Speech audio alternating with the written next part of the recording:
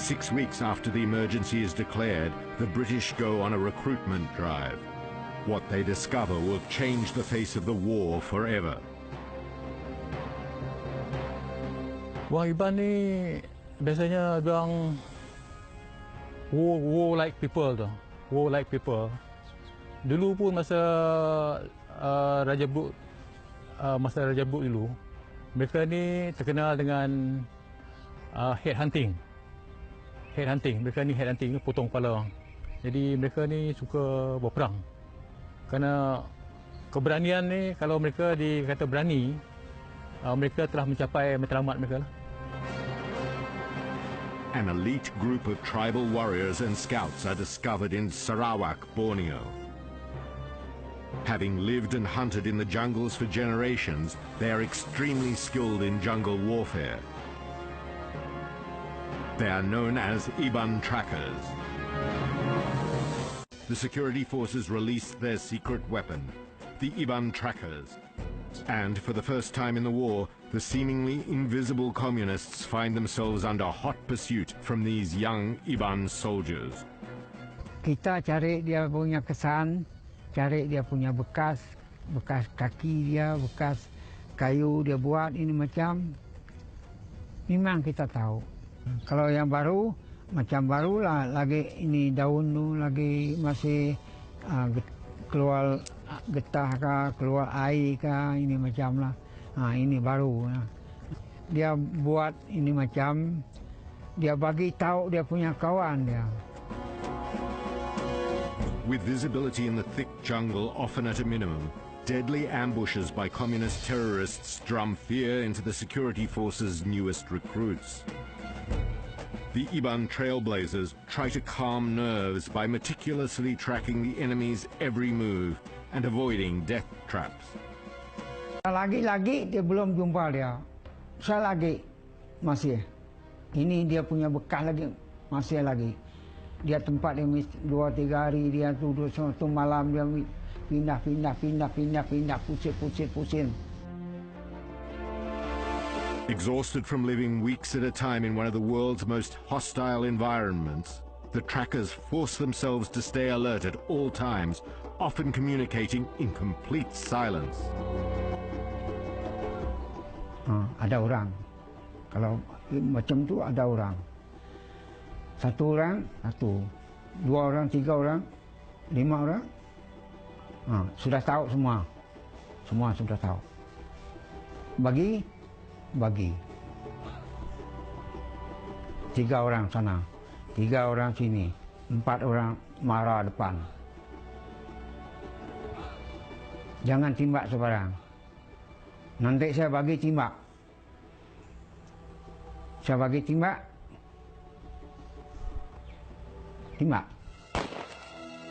Not only are the trackers targets themselves, but one tiny error could have deadly consequences for everyone behind them.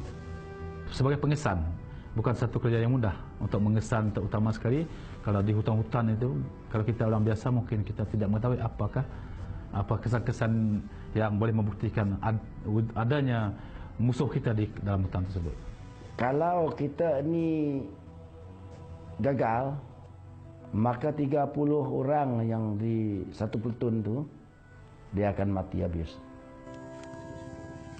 Always the first in the firing line, it is the trackers that carry the biggest risk and the highest responsibility.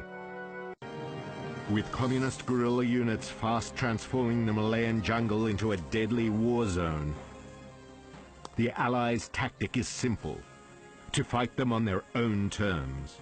Dua Iban belum nampak dia sudah tengok bekas ni. Ada tahu, ada orang sana, ada orang sebelah ni. Berapa orang ni? 5 orang. Mengkali dapat 5 orang bekas. Sudah pandai berbekas, ya tadi dah suara dulu. Yang berani, nak berani mati orang Iban. Semua orang Iban. Among the hundreds of Iban trackers brought to the Federated Malay States during that period is Abdul Rahman Unau bin Abdullah. He was among the last group of Iban trackers brought to Malaya in 1952. Orang bilang, suka masuk Sedadu, saya suka suka melawan, suka berperang. Kalau masuk Malaya, bukan kerja kayu, bukan kerja apa-apa, bukan kerja semen, memang masuk hutan, cari keminian, memang lawan. Kalau tak boleh tahan, jangan masuk. The Iban's desire to defend the nation's sovereignty surprises even the British. Oh, sekali dia dengar orang ambil ke Malaya, semua datang makan. Tapi kena pilih lah. Kalau kita panggil, kalau tidak balik, itu gagal.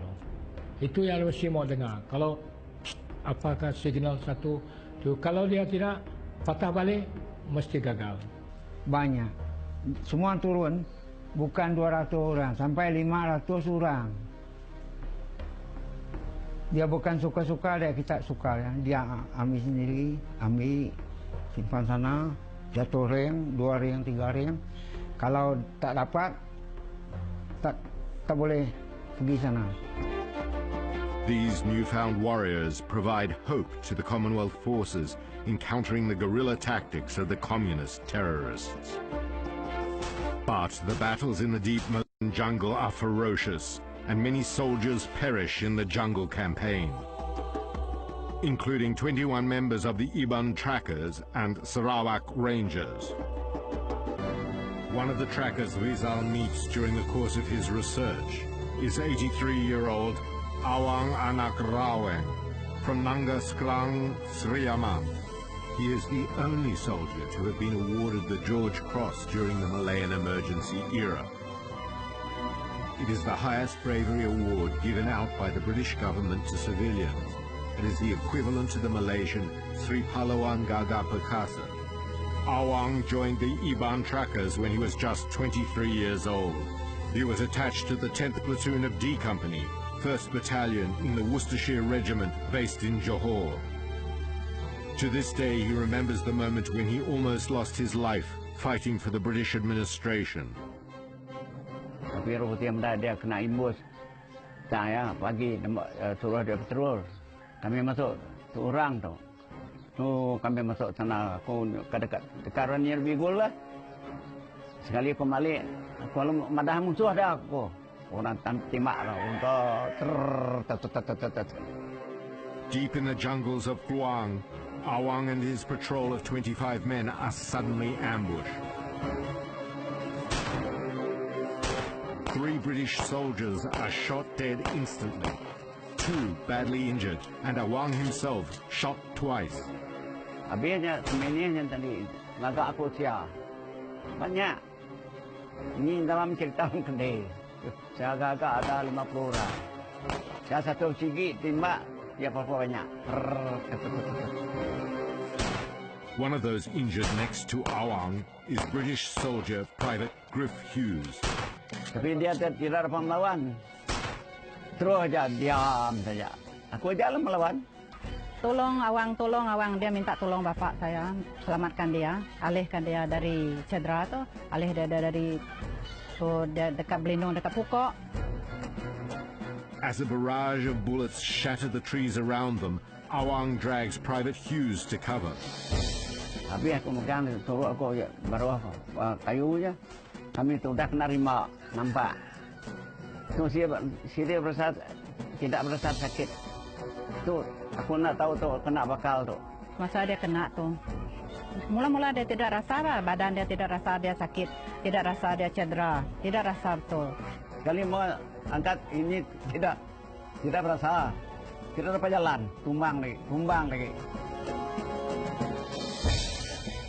For Iban warriors, withdrawal is an act of cowardice, and they have a saying, "We fight as long as we live." Dia bilang mati, tidak apa, saya pun mati lawan kau. Kita suruh saya lawan. Saya tidak mau lari. Memang saya lawan, dia bilang. Dia nampak timbak. Dia mau ngepung saya, timbak. Kepung, timbak. Banyak mati. The injuries inflicted on Awang, however, do not kill his fighting spirit, and he continues to focus on the job in hand. Orang putih kasih saya keberanian lah. Saya angkat cabaran tengah malah datang sana, gak pikir cabaran ni. Kali itu tidak berani lagi kan, nak tahu lagi. Slowly, the communists start to retreat. Despite being heavily outnumbered, Awang and his last remaining soldiers stand firm. It is a huge victory for the Allied forces. Habis pupuk apalah. Dia dapat jalan lagi. Komandannya habis hari pukul 9 sampai pukul 3 petang. Itu orang baru tidak ada lagi. Kanang Anak Langkau, now 68 years old, spent an entire year in hospital following the attack in Tanah Hitam, Perak. In 1980, he receives the Negara Seri Pahlawan Gagah Perkasa for his sacrifice and bravery in the course of duty. The following year, the revered Pingat Gagah Brani. To this day, he is the only living recipient in Malaysia to receive both gallantry awards. He is the quintessential Malaysian hero. For Kanang, returning these fallen soldiers back to their hometowns is personal. He himself almost died at the hands of the communists during the second Malaysian emergency of 1968 to 1989. Having already lost a soldier in the jungles of Perak in February 1980, Kanang Anak Langkau is tasked to seek and destroy the group of communists responsible for his death. He tracks the enemy over 11 days in an operation known as Operation Gerakan Pukat. Sebab saya sudah jumpa booby trap dan dia tidak boleh masuk beramai-ramai. Banyak yang booby trap. Jadi kita tak boleh pergi ramai-ramai. Mungkin jadi ada lagi kena booby trap. Itu ruang itu saja saya boleh bawa dia masuk.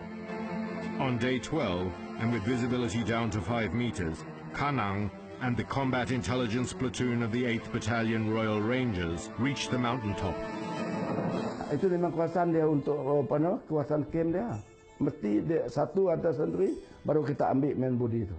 Hantar nasir sendiri supaya saya ni patah balik, ambil main body, lepas tu baru kami boleh buat standar lain ataupun untuk siap untuk nak menyerang.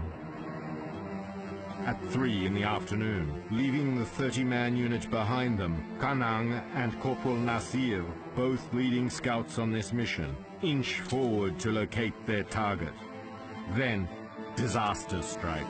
Saya ni tak sesampai jumpa dengan saya punya platoon di belakang. Sebab masa saya mengantar sendiri dalam setengah perjalanan saya, Nasir itu tertembak. Dia pun terjatuh. Nasir pun berteriak minta tolong. Wan, saya dah kena. Saya terus melawan. Kalau kita tak kisahkan dia lagi. Wan, saya dah kena. Sampai 2-3 kali Nasir bercakap dengan tu, baru saya pergi ke Nasir.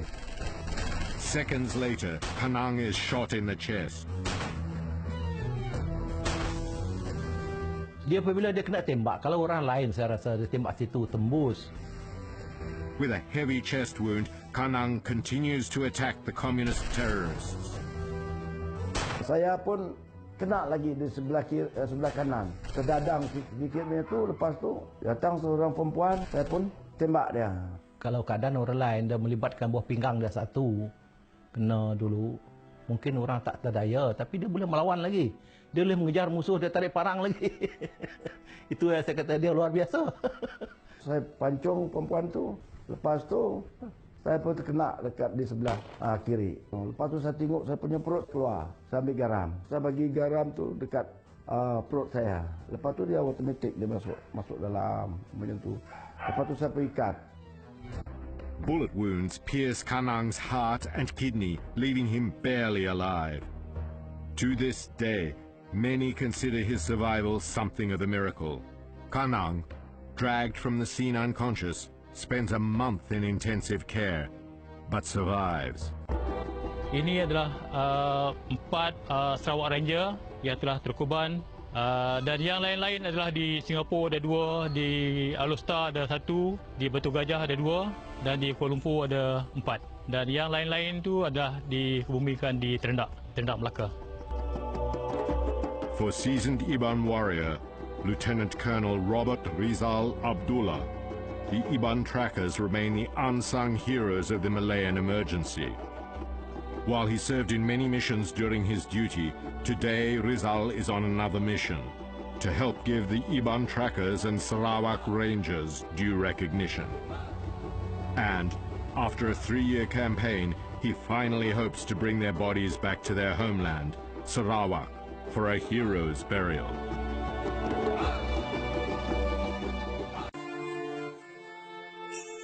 The 25th of July 2011. For the first time in 60 years, Bala Anak Utut comes face to face with his younger brother's grave in Taiping's Christian cemetery in Perak. It's an emotional moment for the ex-tracker.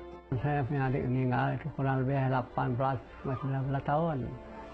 Dia kerja di Malaya, dia baru 1 tahun sudah. Pas 1 tahun dia pun lalu kena itu, lalu meninggal.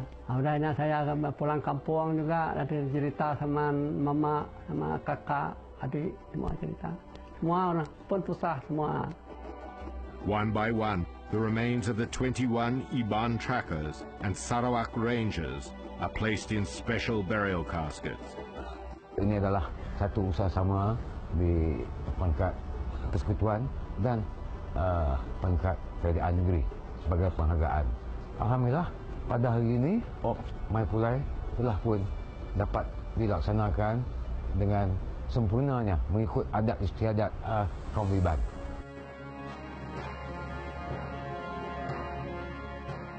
The 21 sets of remains are taken to Wadaboan camp in Kuala Lumpur, where they will wait for a special services plane to bring them home to Sarawak. And so begins their final journey.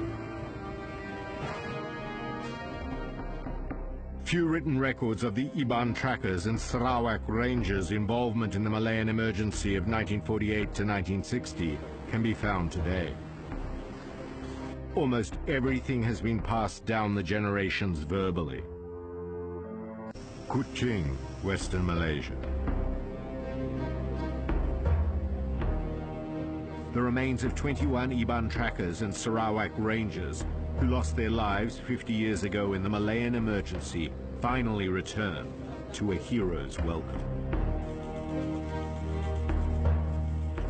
They are among 1,168 Ibans who fought in the Malayan emergency of 1948 to 1960. Now, after traveling 600 kilometers across the South China Sea from peninsular Malaysia, the trackers' remains will be laid to rest at the Heroes' Graveyard at Jalan Budaya, Kuching, Sarawak. For the family and relatives of these silent heroes, their 60-year wait is finally over.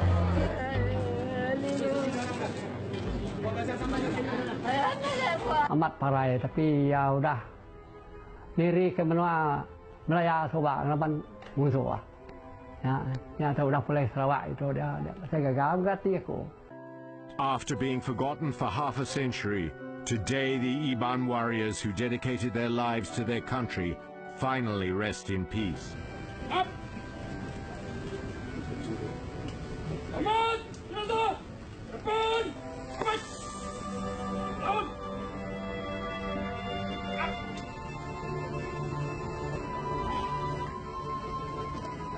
Tidak ada satu-satunya kecakapan dan ada yang menimbulkan masalah dengan begitu jayanya. Jadi satu kebanggaan juga. Tapi masa itu juga saya ni kesedihan. Apabila daripada ahli keluarganya atau pewarisnya memegang batu nisan dia dan tidak menengok mukanya, macam kita dengar cerita saja, tapi mukanya kita tak nampak. Kita telah menunjukkan bahawa kita mengenang jasa mereka, dan saya juga mohon agar masyarakat umum kita ni pun menghargai jasa-jasa yang telah dilaksanakan oleh Iban Trackers dan Sarawak Rangers ini.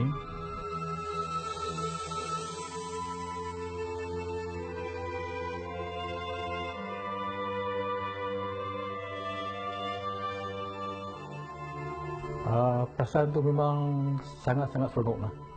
Sangat seronok, sangat puas hati kerana apa yang saya telah rancangkan daripada mula tu terlaksana.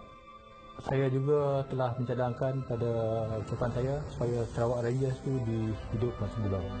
Bukan kita nak tubuhkan pasukan untuk berperang, tapi untuk tugas-tugas ataupun kerja-kerja seperti kerja seremoni. Kerana Sarawak Rangers, pasukan Sarawak Rangers adalah kebanggaan Sarawak. Operation My Pulai has reached its end. But for Robert Rizal, the next mission has just begun. His aspiration, to write a book and revive the memories of this impressive band of fighters, is well underway. And by doing so, it will be a reminder for future generations that the Iban Trackers and Sarawak Rangers are, and always will be, the descendants of exemplary warriors.